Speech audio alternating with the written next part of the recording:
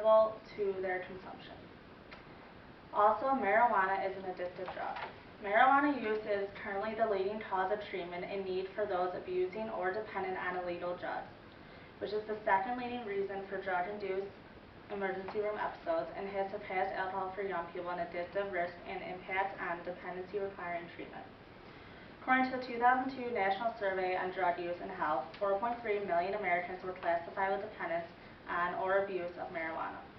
That figure represents 1.8% of the total U.S. population and 60.3% of those classified as individuals who abuse or are dependent on illicit drugs.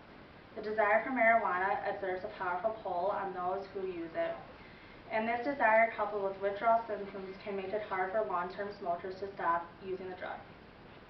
Users trying to quit often report irritability, anxiety, and difficulty sleeping.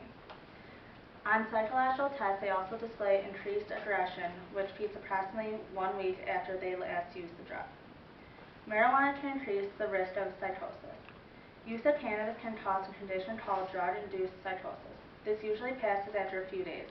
However, if someone has a predisposition to a psychotic illness, such as schizophrenia, these drugs may precipitate the first episode in what may be an ongoing condition. There is increasing evidence that regular cannabis use precedes and causes higher rates of psychotic illness.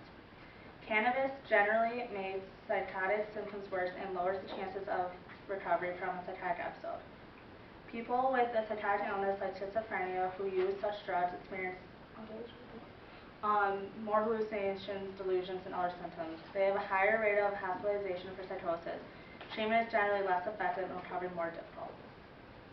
Marijuana smoke is damaging for the lungs.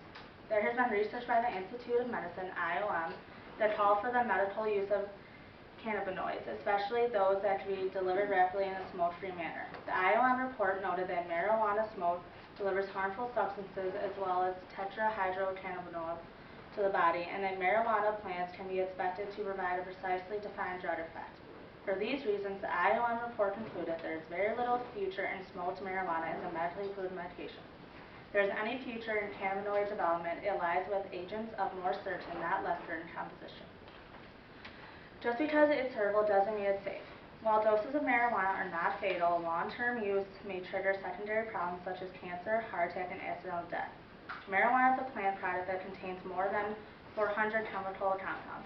When exposed to heat, these compounds react, subjecting the smoker to some 2,000 chemicals, including hydrogen, cyanide, ammonia, carbon monoxide, acetaldehyde, acetone, and phenol, as well as carcinogens found in tobacco smoke, such as